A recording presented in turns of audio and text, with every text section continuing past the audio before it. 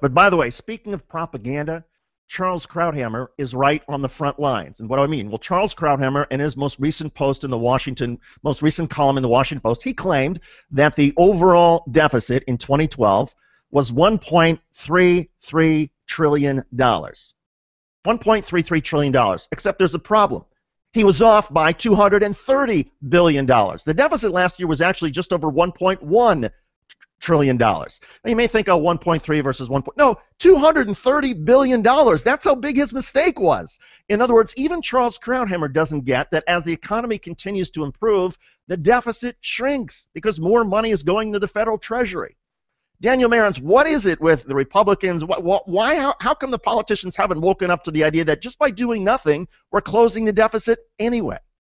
Well, David, I think it comes down to fundamental economic theory here, and that is that Republicans, and to some extent Democrats as well, are in denial of the reality that when the economy is in a ditch, public spending does not crowd out private spending. It doesn't drive up interest rates. It helps fill the gap of consumer demand. And in fact, when you try and contract on that, and when you try and take spending out of the economy during a bad economy, you actually make the deficit worse in the long term because you stifle an economic recovery. David, you were saying that we've reduced the deficit in large part through economic growth on our own.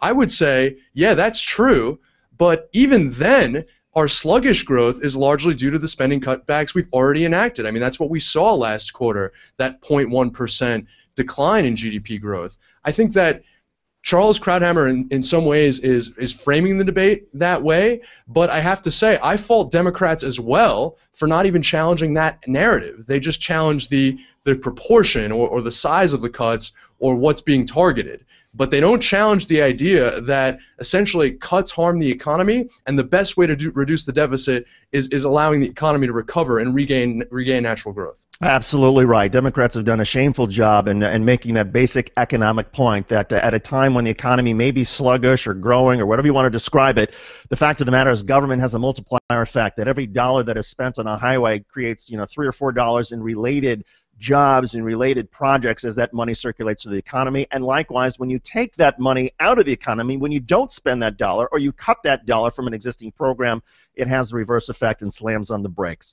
That's the basic argument, folks. You can always catch more on our website, takeactionnews.com and weactradio.com. Coming up, though, in our next segment, we're going to shift gears and we're going to go to a monumental hearing this week at the Supreme Court involving the Voting Rights Act, a key piece of the civil rights era decisions that were made by the Supreme Court to try to eliminate discrimination when it comes to ballot boxes. Our own Shane Farnan was in the court when the court heard the challenges this week to the Voting Rights Act. We'll talk with him when Take Action News continues after this.